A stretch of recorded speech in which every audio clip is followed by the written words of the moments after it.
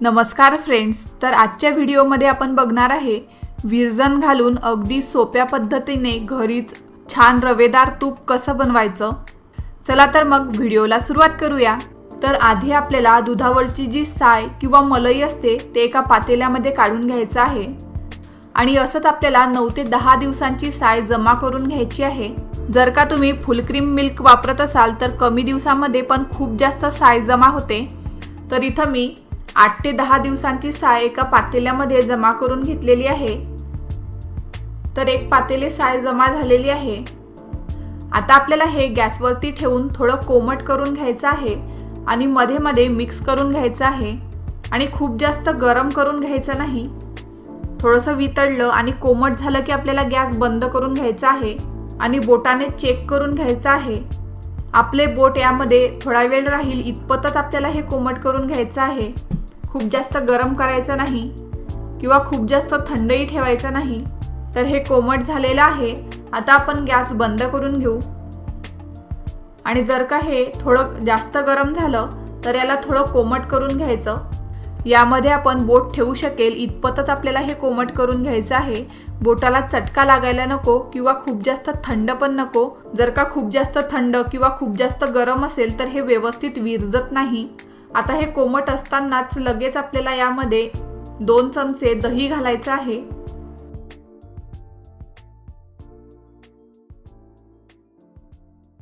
आणि हे मिक्स करून घ्यायचं आहे। जे पारंपरिक पद्धतीने तूप बनवले जाते ते विरजण घालूनच तूप बनवतात।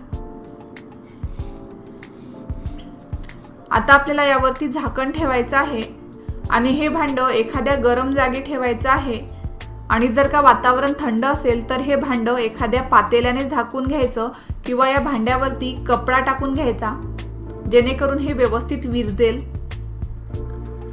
तर विरजण लावून एक रात्र झालेली आहे। आता आपण हे झाकण काढून बघू। तुम्ही बघू शकता अगदी घट्ट व्यवस्थित हे विरजलेलं आहे। आता इथं मी एक मिक्सर जार घेतलेला आहे, त्यामध्ये आपल्याला हे थोडंसं टाकून घ्यायचं आहे आणि मिक्सरवरती छान फिरवून घ्यायचं आहे।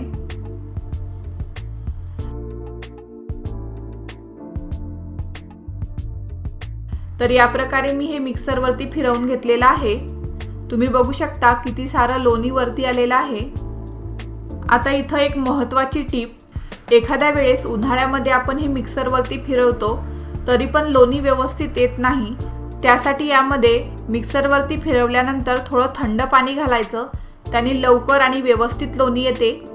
किंवा जर का खूप जास्त थंड वातावरण असेल तर त्यामध्ये थोडंसं गरम पाणी घालायचं। आता इथं मी एक बाउल घेतलेली आहे, त्यामध्ये आपल्याला हे टाकून घ्यायचं आहे। तुम्ही बघू शकता लोणी आणि ताक वेगळं झालेलं आहे। आता आपल्याला यातील ताक काढून घ्यायचं आहे। तुम्ही बघू शकता फक्त 9 ते 10 दिवसांच्या साईपासून किती सारे लोणी तयार झालेलं आहे। आता आपल्याला यामध्ये पाणी टाकून घ्यायचं आहे आणि 3 ते 4 वेळेस पाणी स्वच्छ होईपर्यंत आपल्याला हे धुवून घ्यायचं आहे।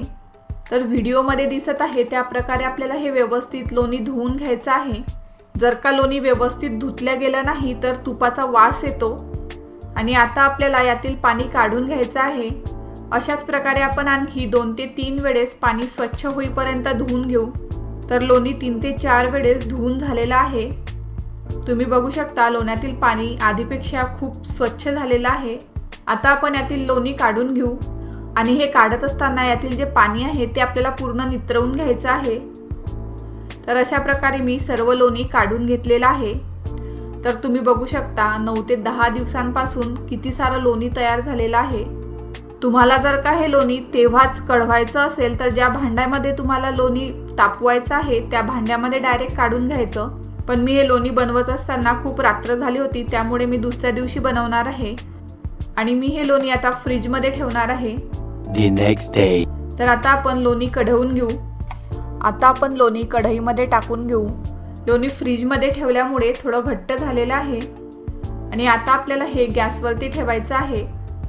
सुरुवातीला गॅसची फ्लेम ही थोडी हाय ठेवायची आहे आणि मध्ये मध्ये आपल्याला हे ढवळून घ्यायचं आहे।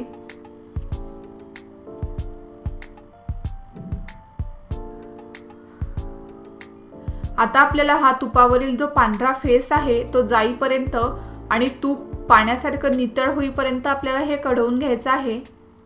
जेव्हा तुपावरचा जो पांढरा फेस आहे तो कमी झाला की तूप जास्त हलवायचं नाही आणि जी बेरी असते ती आपल्याला खाली बसू द्यायची आहे. तुम्ही बघू शकता तूप थोडं नितळ किंवा ट्रान्सपरंट व्हायला सुरुवात झालेली आहे. आता आपल्याला हे ढवळायचं नाही. अशा प्रकारे आपलं तूप दिसायला लागलं की अगदी थोड्या टायमामध्येच आपलं तूप तयार होते. त्यामुळे तुम्ही जर का फर्स्ट टाइम तूप बनवत असाल, काठांनी जो थोडा व्हाईट फेस दिसत आहे तो पूर्ण जायला पाहिजे. आता इथं मी गॅसची फ्लेम ही लो ठेवलेली आहे, कारण हाय फ्लेम जर का ठेवली तर तूप लवकर जळू शकते. तुपाचा छान घमघमाट सुटलेला आहे आणि तुम्ही बघू शकता जी बेरी आहे ती खाली बसली आहे आणि वरती पूर्ण एकदम नितळ ट्रान्सपरंट तूप आलेलं आहे. तर आपलं तूप तयार झालेलं आहे. आता आपण गॅस बंद करून घेऊ.